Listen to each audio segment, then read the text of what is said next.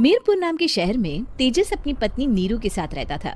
पति पत्नी दोनों ही नौकरी करते थे। एक दिन तेजस गांव अपनी माँ के पास फोन करता है। हेलो, प्रणाम माँ। जीते रहो माँ, तुम दादी बनने वाली हो हैं? अरे वाह, ठीक है बेटा, मैं कल ही आती हूँ। जब माँ जी शहर पहुंची तो बेटे बहू ने बहुत अच्छे से स्वागत किया। लीजिए माँ जी चाय। अरे गर्मा गर्म पकोड़े ले आओ माँ के लिए। नीरू रसोई में गई और 2 मिनट में ही पकोड़े ले आई।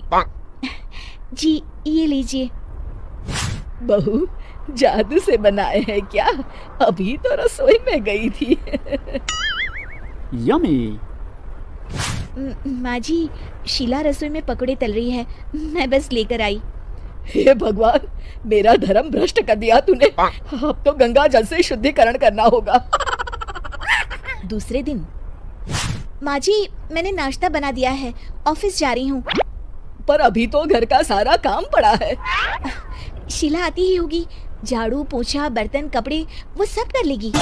हमारे जमाने में घर का सारा काम हम ही करते थे। जी माँ जी, आप बहुत होशियार हैं, मैं घर ऑफिस दोनों नहीं संभाल पाती। तो जरूरत क्या है घर से बाहर जाकर चाकरी करने की? वैसे भी घर का काम खुद करने से घर में बरकत आती है, समझी? पर माँ जी। पर वर कुछ नहीं, इस महीने की पगार मिले फिर ऑफिस बंद है। हाँ। रात को नीरू तेजस से कहती है, सुनिए जी, माँ जी बोल रही थी कि मैं नौकरी छोड़ दूं। वैसे ठीक ही तो है, अभी तुम्हें आराम की जरूरत है। फिर भी आराम कहाँ, शीला को छुड़ाने के लिए बोल रही थी। तो अब 24 घंटे में इतना काम तो कर ही सकती हो। पर जॉब पसंद है मुझे, घर पर मन नहीं लगेगा।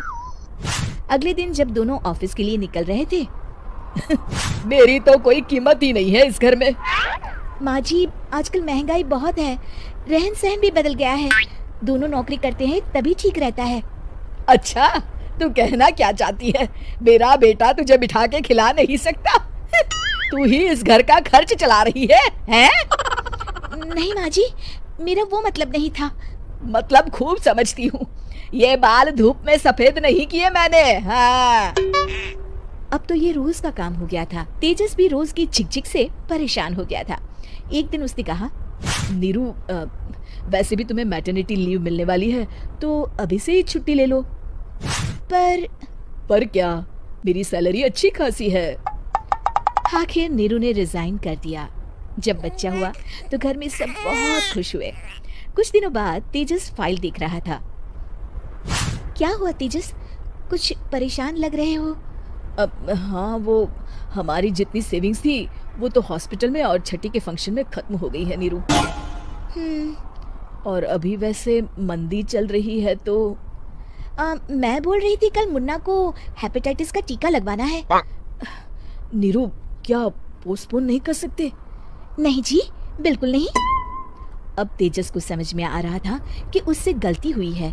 पैसों की कमी का असर घर के माहौल पर भी पड़ रहा था। अगले दिन, बेटा मेरा चश्मा और ये दवाइयाँ ले आना, पर्चा देते हुए माँ जी ने कहा। जी। तेजस, मुन्ना के लिए दूध का डिब्बा और डायपर भी ले आना, और ये किराने के सामान की लिस्ट है, इसे भी लाना है। तेजस गुस्से में लिस्ट मरोड़कर फेंकता है और चिल्लाता है, पैसे क्या पेड़ पर उगते हैं? ये ले आना, वो ले आना। अरे पर ये जरूरत का सामान ही है। वो गुस्से में बिना कुछ कहे ऑफिस चला गया। अरे अरे लंच तो ले जाइए। नीरू दौड़कर डिब्बा पकड़ाती है। एक दिन खाना खाने के बाद, नीरू, अब तो मुन्ना कुछ बड़ा हो गया, तो अब तुम वापस ज्वाइन कर लो ना जॉब। पर इस रिसेशन में जॉब मिलना बहुत मुश्किल है। ट्राई तो करो। फिर मुन्ना? माँ जी है ना, और एक फुल टाइम मेड भी लगा लेंगे। पर माँ जी, उन्हें तो पसंद नहीं। तभी माँ जी वहाँ आ जाती है और प्यार से नीरू के सर पर हाथ फेरते हुए बोलती है, अब मेरी समझ में आ गया बहू, पहले के और अब के समय में अंतर है। तुम काम शुरू करो, मुन्ना की जिम्मेदारी मेरी। मेरी प्यारी माँ जी। ये कहकर नीरू उनके गले लग गई। शिक्षा, परिवर्तन संसार का नियम है, हमें भी समय के साथ चलना चाहिए। उम्मीद है कि आपको हमारी ये कहानी पसंद आई होगी।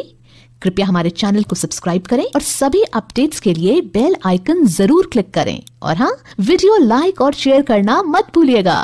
Bye bye.